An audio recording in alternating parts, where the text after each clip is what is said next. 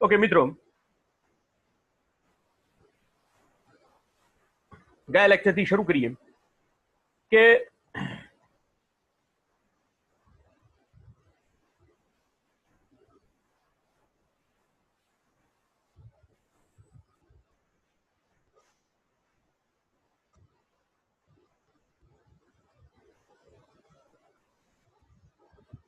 ક્લાસની અંદર તમે મેથડ્સ વાપરી શકો, ક્લાસની અંદર તમે મેમ્બર વેરિયેબલ્સ વાપરી શકો, ક્લાસની અંદર પ્રોપર્ટીઝ વાપરી શકો અને ક્લાસની અંદર ઇવેન્ટ્સ લખી શકો. તેવી રીતે હવે હવે આ સ્ટેપથી જરા આગળ વાત કરીએ. અત્યાર સુધી આપણે વેરિયેબલ્સ અને વેરિયેબલ્સને પબ્લિક અને પ્રાઇવેટ તમે ડિક્લેર કરી શકતા હતા. વેરિયેબલ્સને તમે પબ્લિક અને પ્રાઇવેટ ડિક્લેર. હવે તમારે એના કરતા થોડુંક આગળ વિચારવાનું છે કે તમે કોઈ પણ પ્રોસિજર્સ લખો છો અથવા મેથડ્સ તમે તમારા ક્લાસની અંદર લખો છો, એ પણ બે પ્રકારની હશે. એક પ્રાઇવેટ હશે અને એક પબ્લિક હશે. એટલે જે કંઈ પણ ફંક્શન તમે લખો અથવા સબરૂટીન્સ લખો, એની આગળ પણ તમારે એક શબ્દ વાપરવો હવે જરૂરી બનશે કે આ જે સબરૂટીન લખો છો એ તમારું પબ્લિક છે કે આ સબરૂટીન તમારું પ્રાઇવેટ છે. હવે બરોબર ધ્યાન આપજો, જેટલા પ્રાઇવેટ સબરૂટીન્સ હશે, જેટલા પ્રાઇવેટ સબરૂટીન્સ હશે એ તમે ક્લાસની અંદરથી જ એને કોલ કરી શકશો. કોઈ પણ સબરૂટીન હશે તેને પ્રાઇવેટ સબરૂટીન બનાવ્યું હોય તો તમે ક્લાસની અંદરથી ને ક્લાસના મોડ્યુલની અંદરથી જ તમે એને કોલ કરી શકો. પણ જો તમે એ સબરૂટીનને પબ્લિક બનાવ્યું હોય તો જ તમે એને ઓબ્જેક્ટ પાસે તમે કોલ કરાવડાવી શકો. એટલે મિત્રો, અહીંયા મજાની વાત એ છે કે તમે કોઈ પણ વેરિયેબલ સાથે અથવા તો તમે કોઈ પણ કોઈ તમારી પાસે વેરિયેબલ છે, એ વેરિયેબલ સામે તમે શું પ્રક્રિયા કરો છો એને તમે અહીંયા સિક્રેટ રાખી શકો છો. તમે કોઈ વેરિયેબલ ઉપર શું પ્રક્રિયા કરો છો, કેવી રીતે પ્રક્રિયા કરો છો, કારણ કે બહારથી જે કોલ થાય છે એ તો ફક્ત અને ફક્ત તમારું કોઈ એક પબ્લિક ફંક્શન જ કોલ થાય છે. પણ તમે તમારા કોડને જો તમારે દુનિયા સામે પ્રદર્શિત ન કરવો હોય કે તમે આ શું કામ કરો છો, તો તમે એને ક્લાસ ડિક્લેર કરો. ક્લાસની અંદર એ કોડને તમે પ્રાઇવેટમાં મૂકો અને પ્રાઇવેટની અંદર એ પ્રાઇવેટની અંદર તમે એક બીજું ફંક્શન બનાવો પબ્લિકલી, અને એ પબ્લિક ફંક્શન દ્વારા પેલા પ્રાઇવેટ કોલને કોલ કરો. અને બહારથી તમે તમારું ફંક્શનનું નામ જે છે એ ફક્ત પ્રાઇવેટ ફંક્શનનું નામ જ દેખાશે. તમે ખરેખર પ્રક્રિયા જે પ્રાઇવેટ સબરૂટીનમાં મૂકેલી હશે એ તમને બહારથી કોઈને ખબર પડી શકશે નહીં કે તમે કયું સબરૂટીન ઉપયોગમાં લીધું છે. એટલે અહીંયા આગળ હવે ક્લાસની અંદર પણ જે કંઈ પણ મેથડ્સ હશે, જે કંઈ પણ મેમ્બર્સ હશે, જે કંઈ પણ સબરૂટીન્સ હશે, એ દરેક પાસે એ દરેકને તમે બે રીતે તમે એને મેનિપ્યુલેટ કરી શકશો. બે રીતે તમે એને ઉપયોગમાં લાવી શકશો, એક પબ્લિકલી અને એક પ્રાઇવેટલી, એટલે કે પ્રાઇવેટ અને પબ્લિક. બરોબર સમજવાની વાત છે મિત્રો. એટલે આને જરા એક્ઝામ્પલ સાથે સમજવા પ્રયત્ન કરીએ. અહીંયા સપોઝ કે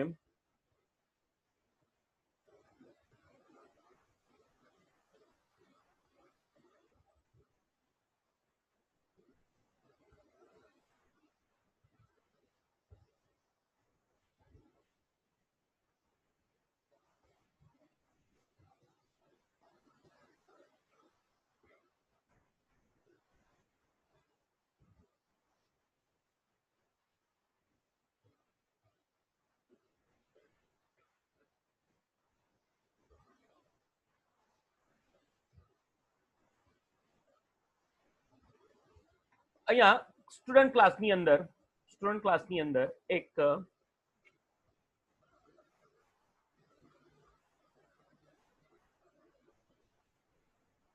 પબ્લિક સબ લખીએ છીએ, એનું નામ આપીએ છીએ input.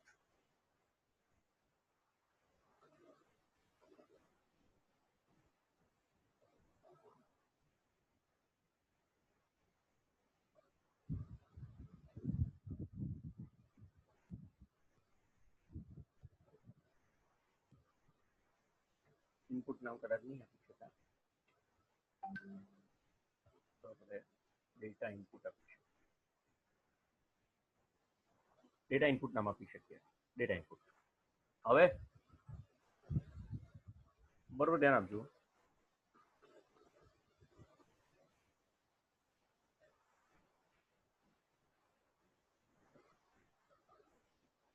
Input box double inverted કોમામાં enter the roll number. Enter the roll number. અહીંયા કૌંસ તમારે પૂરું કરી દેવું પડશે. આ ડેટા જે આવશે તે RLN ની અંદર જશે. રોલ નંબર ઇક્વલ ટુ એ રીતે અહીંયા આગળ સપોઝ કે નામ આપીએ. અહીંયા enter the name of student.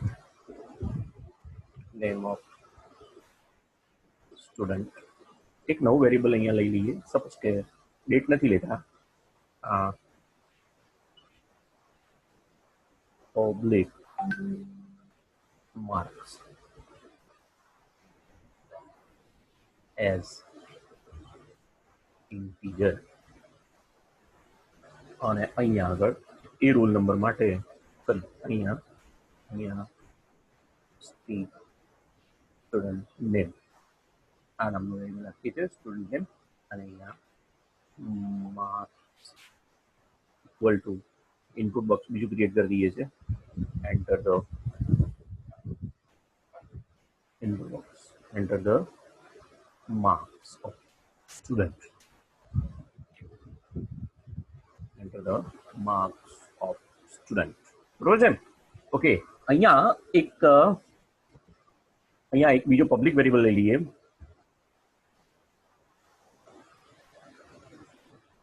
Public result as string. બરોબર મિત્રો, ધ્યાન આપજો. અહીંયા હું એને ઇનપુટ નથી કરાવતો, નથી. બરોબર.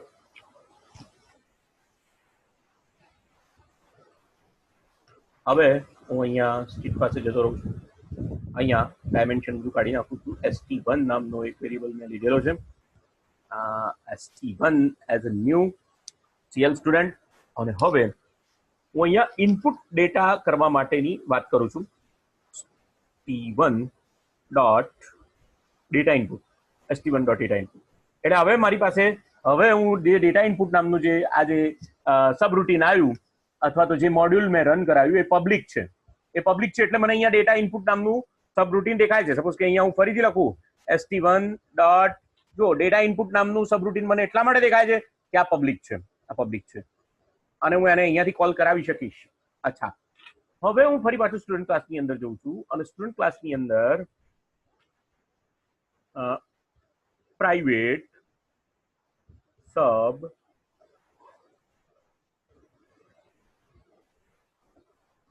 પ્રોડ્યુસ રિઝલ્ટ નામનું એક સબરૂટીન લખું છું. આ બરોબર ધ્યાન આપજો. આ પ્રોડ્યુસ રિઝલ્ટ નામનું સબરૂટીન છે. આ સબરૂટીનની અંદર if marks greater than 35 then end. બસ આટલું નાનું કામ કરીએ છીએ આપણે અહીંયા res equal to double inverted કોમામાં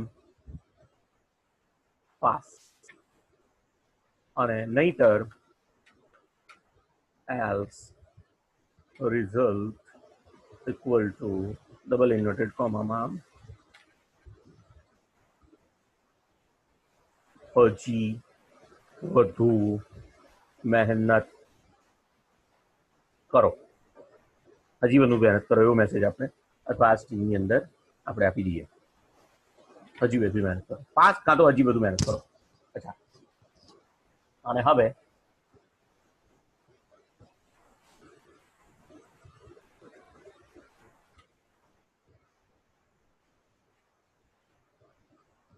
public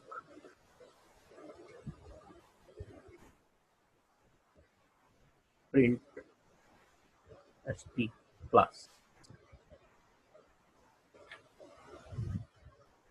public sub print અથવા student class print. Student class print. હવે બરોબર ધ્યાન આપજો મિત્રો, હું અહીંયા કઈ પ્રોસિજર કોલ કરી શકું છું? PRO પ્રોડ્યુસ રિઝલ્ટ નામની પ્રોસિજર હું અહીંયા કોલ કરી શકું. મારે કોલ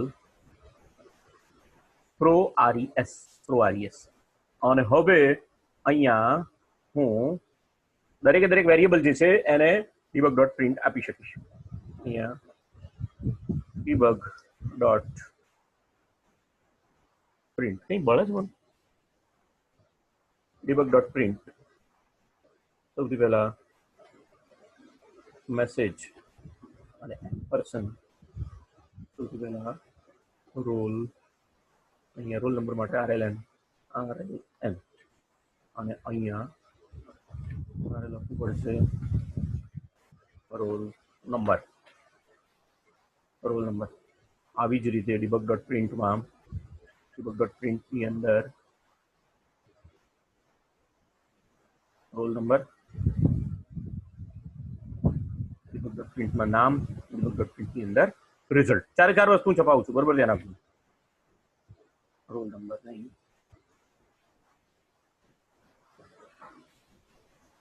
અહીંયા મારે ST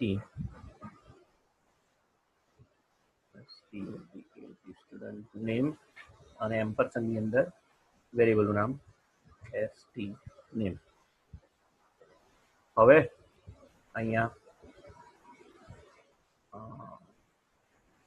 નેમ આવ્યું, અહીંયા સ્ટુડન્ટ માર્ક્સ આવી ગયા, તો મારે એને અહીંયા માર્ક્સ તરીકે એને ડિક્લેર કરવો પડશે. અને અહીંયા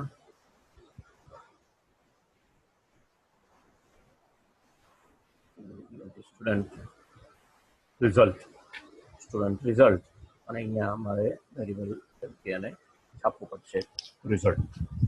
બરોબર ધ્યાન આપજો મિત્રો, મેં 3 સબ રૂટીન લખ્યા, એક ડેટા ઇનપુટ અને બીજું પ્રોડ્યુસ રિઝલ્ટ અને ત્રીજું સ્ટુડન્ટ ક્લાસનું પ્રિન્ટિંગ. એમાંથી 2 પબ્લિક રાખ્યા અને 1 પ્રાઇવેટ રાખ્યો. હવે બરોબર ધ્યાન આપજો, હું અહીંયા સ્ટુડન્ટ ક્લાસ પાસે જઈશ અને અહીંયા જે મેં ડિક્લેર કરેલ સ્ટુડન્ટ ક્લાસ ડેટા ઇનપુટ, હવે હું અહીંયા લખીશ st1 ડોટ. જો મિત્રો મને ડેટા ઇનપુટ અને સ્ટુડન્ટ ક્લાસ પ્રિન્ટ આ 2 જ મોડ્યુલ દેખાય છે. સ્ટુડન્ટ ક્લાસ પ્રિન્ટ આ 2 જ મોડ્યુલ દેખાય છે અને હું અહીંયાથી સ્ટુડન્ટ ક્લાસ પ્રિન્ટ નામનું મોડ્યુલને બતાવ્યું. એટલે પહેલા મેં શું કર્યું?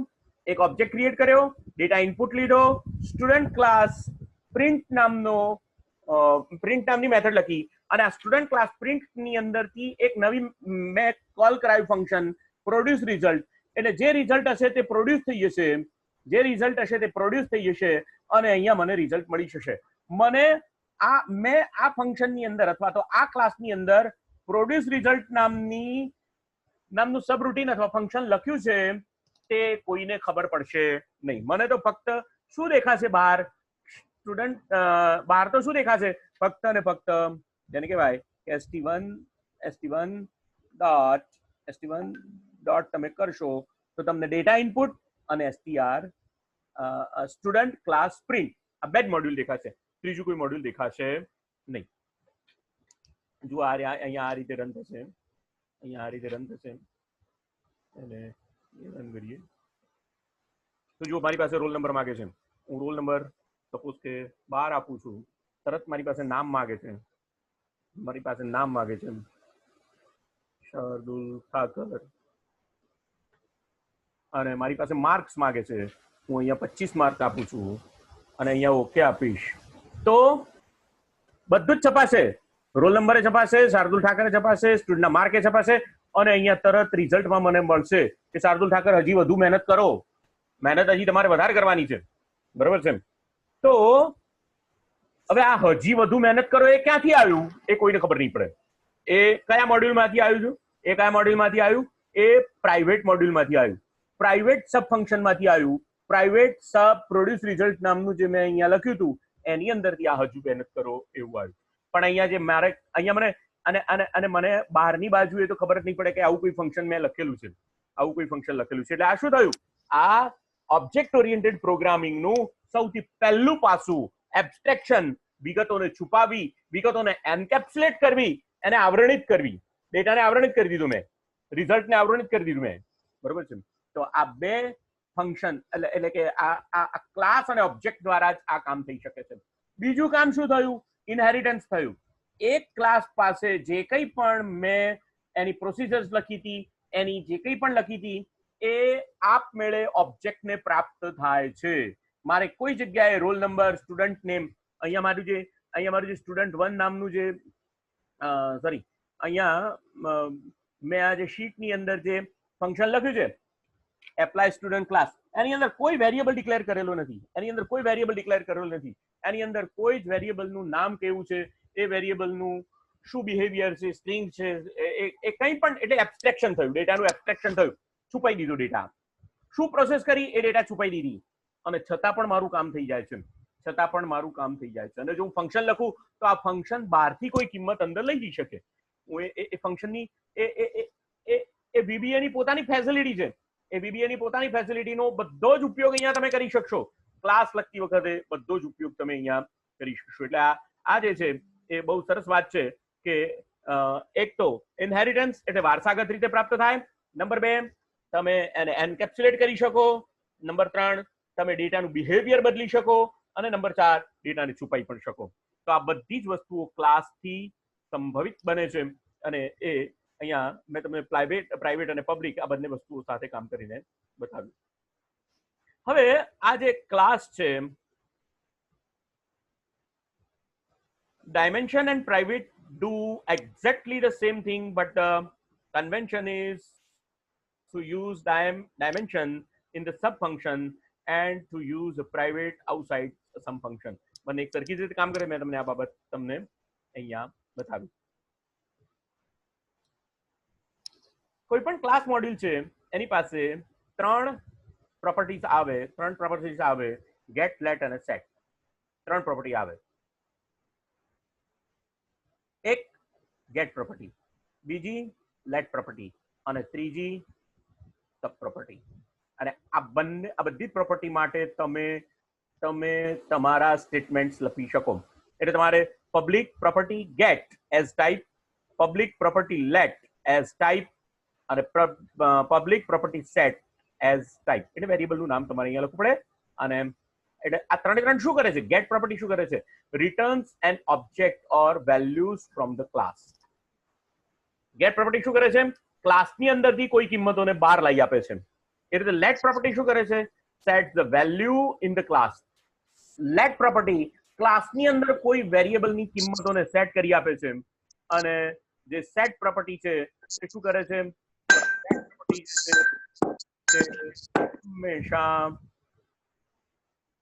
હંમેશા sets and object in class, ક્લાસની અંદર ઓબ્જેક્ટને સેટ કરી આપવાનું કામ કરે છે. તો આ 3 પ્રોપર્ટીમાં તમે તમારા સ્ટેટમેન્ટ્સ લખી શકો છો.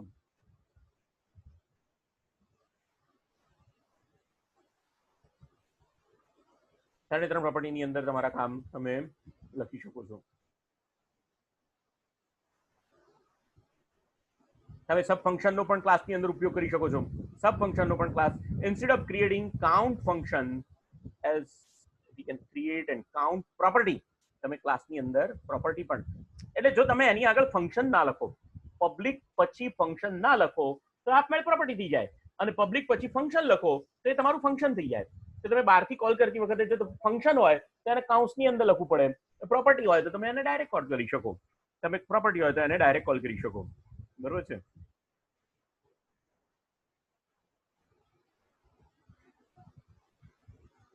લેટ પ્રોપર્ટી હું અહીંયા એક્ઝામ્પલ આપેલું છે. પ્રોપર્ટી ગેટ અહીંયા 3 એક્ઝામ્પલ આપેલા છે. Module private total as double, total cost as double. Property get, હા આ ડાયરેક્ટ લખી શકાય. પ્રોપર્ટી ગેટ અને ટોટલ કોસ્ટ. તો આ ટોટલ કોસ્ટ નામનો વેરિયેબલ છે, એની કિંમત લોંગ તરીકે તમે ડિક્લેર કરી શકો. અને ટોટલ કોસ્ટ નામની જે પ્રોપર્ટી છે એની લેટ તરીકે પણ તમે એને તમે બહારથી કિંમત આપી શકો. અને પણ પાછળ છેલ્લે લખવું શું પડે તમારે? એન્ડ પ્રોપર્ટી લખવું પડે. એન્ડ પ્રોપર્ટી તમારે લખવું પડે.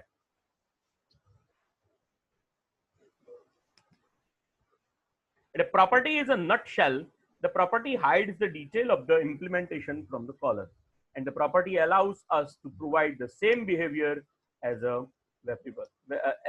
variable. Type of VBA property. There are 3 types of VBA property: get, let. We have get and let already, and one is a set. Set is similar to let, but it is used for an object. See assigning VBA objects for monitoring. એટલે set અને late એ લગભગ એક સરખી છે, પરંતુ set property દ્વારા ઓબ્જેક્ટની value set થઈ શકે છે. ઓબ્જેક્ટની વેલ્યુ તમે એની અંદર સેટ કરાવી શકો છો.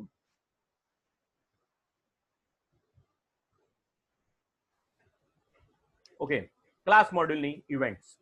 મિત્રો, કોઈ પણ ક્લાસ મોડ્યુલને 2 ઇવેન્ટ્સ હોય, એક ઇનિશિયલાઇઝ અને એક ટર્મિનેટ. કોઈ પણ ક્લાસને 2 ઇવેન્ટ હોય, ઇનિશિયલાઇઝ અને ટર્મિનેટ. ક્લાસને ટર્મિનેટ કરી શકો, ક્લાસને ઇનિશિયલાઇઝ કરી શકો. occurs when a new object of the class is created. તમે પેલું જે ન્યુ લખો છો ને એઝ ન્યુ, ત્યારે ઓટોમેટિક ઇનિશિયલાઇઝ પ્રોપર્ટી આપમેળે ઇવેન્ટ આપમેળે ત્યાં આગળ ફાયર થાય છે. ઇવેન્ટ જે છે તે ફાયર થાય છે. કઈ ઇવેન્ટ? Initialize event. ક્યારે ફાયર થાય? જ્યારે તમે ન્યુ લખો, એઝ ની પાછળ ન્યુ લખો, ત્યારે આપમેળે કઈ પ્રોપર્ટી કઈ ઇવેન્ટ ફાયર થાય? ઇનિશિયલાઇઝ. અને જ્યારે તમે ઓબ્જેક્ટને કિલ લખો એ વખતે એ ઓબ્જેક્ટને જ્યારે તમે બંધ કરી દો તે વખતે આપમેળે ટર્મિનેટ પ્રોપર્ટી જે છે તે ટર્મિનેટ ઇવેન્ટ જે છે તે ફાયર થશે.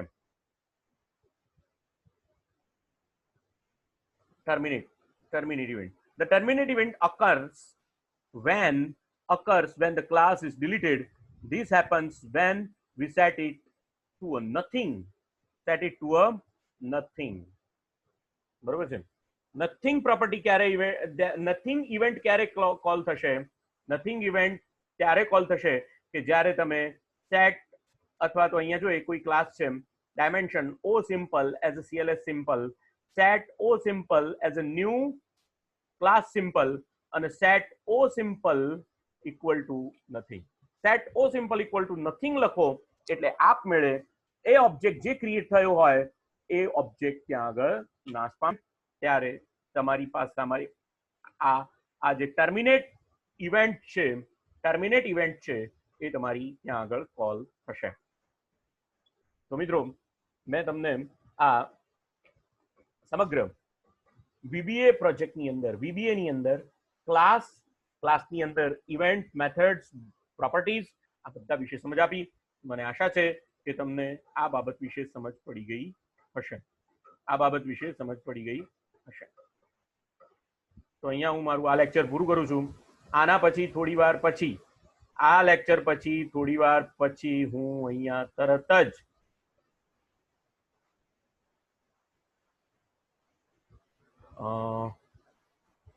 ટેલીના લેક્ચર્સ લેવા જઈ રહ્યો છું. એટલે જેને જોડાવવું હોય તો જોડાઈ શકે.